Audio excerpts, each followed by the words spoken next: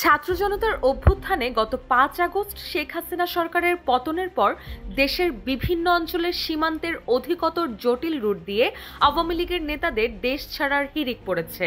এর মধ্যে অন্যতম সিলেট সীমান্তের বেশ কিছু রুট। এসব রুট দিয়ে বৈধ অবৈধভাবে অনেক নেতা ভারতে পাড়ি দিচ্ছেন। এর মধ্যে সর্বাধিক ভিড় লক্ষ্য করা গেছে কানাইঘাটের দনা এবং গোয়াইনঘাটের তামাবিল রুটে।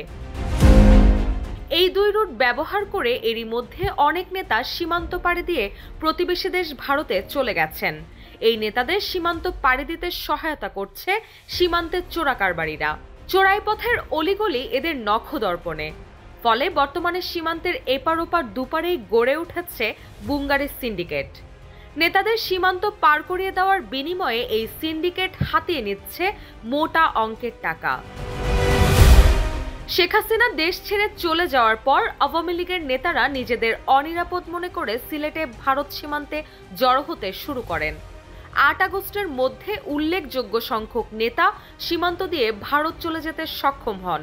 তবে বেশ কদিন পর সীমান্ত দিয়ে ভারতে পাড়ি জমান সাবেক প্রবাসী কল্যাণ প্রতিমন্ত্রী শফিকুর রহমান চৌধুরী এবং সিলেট সিটি কর্পোরেশনের সাবেক মেয়র আনোয়ারুজ্জামান চৌধুরী।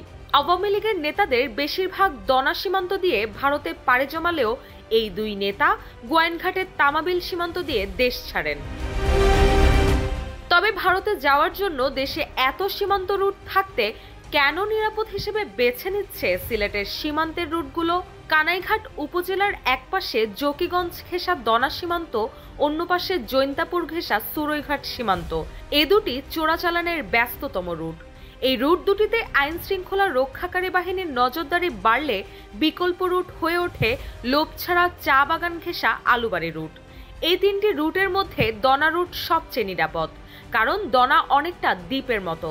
একপাশে ভারত সীমান্ত, অন্য পাশে জকিগঞ্জের কারাবাল্লা। বাকি দুই পাশে সুরমা নদীর মূল অংশ দনা সীমান্তকে আলাদা করেছে। নদী পার হয়ে কম জনবসতির পাহাড়ি এলাকায় দনায় যেতে হয়।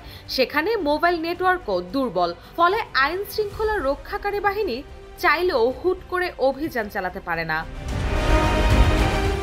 এই রুটের বুঙ্গারি সিন্ডিকেটের সদস্যরাই বর্তমানে আওয়ামী লীগের নেতাদের সীমান্ত পারে সহায়তা করছে। সম্পর্কের কারণে প্রথম দিকে দু একজনকে পারাপারে সহায়তা করলেও পরে এটিকে পরিণত করা হয় মোটা অঙ্কের অর্থ আয়ের মাধ্যম। সিলেট আওয়ামী লীগের গুরুত্বপূর্ণ একজন নেতা জানায়, সরকার পতনের পরদিন ৬ আগস্ট আওয়ামী লীগের সভাপতিমণ্ডলীর সদস্য জাহাঙ্গীর কবির নানক ঢাকা থেকে একটি ট্রাকে শেরপুর আসে। পরে সিলেট থেকে একটি গাড়ি সেখানে গিয়ে তাকে তামাবিল সীমান্তে পৌঁছে দেয়। তিনি ওই সীমান্ত দিয়ে ভারতে প্রবেশ করেন। ২৪ আগস্ট দনা সীমান্ত দিয়ে একসঙ্গে ভারতে প্রবেশ করেন ছাত্রলীগের সাবেক কেন্দ্রীয় সাধারণ সম্পাদক ইসহাক আলী খান পান্না এবং আওয়ামী লীগের কেন্দ্রীয় ত্রাণ ও সমাজ কল্যাণ বিষয়ক সম্পাদক মোহাম্মদ আমিনুল ইসলাম। ভারতের জৈন্তিয়া পাহাড় এলাকায় পান্না মারা গেলেও আমিনুল শিলং হয়ে কলকাতা পৌঁছে যান।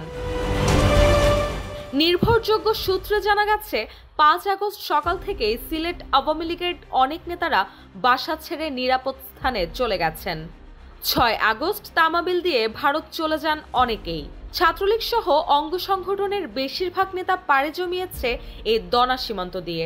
ছাত্রলীগের কেন্দ্রীয় সভাপতি সাদ্দাম হোসেন ও সাধারণ সম্পাদক শেখ ওয়ালি আসিফ ইনানও দনা সীমান্ত দিয়ে ভারতে চলে যায়। দনা সীমান্ত দিয়ে ৫ আগস্ট থেকে মাঝে মধ্যেই রাতে বিজিবির চোখ ফাঁকি দিয়ে বিভিন্ন সময়ে আওয়ামী লীগের নেতাকর্মীরা ভারতে পালাচ্ছে। এক্ষেত্রে তাদের কাছ থেকে ৫০,০০০ থেকে ১ থেকে ২ লাখ টাকা নেওয়ার খবর জানা গেছে। রুশা সুর, দৈনিক সংগ্রাম।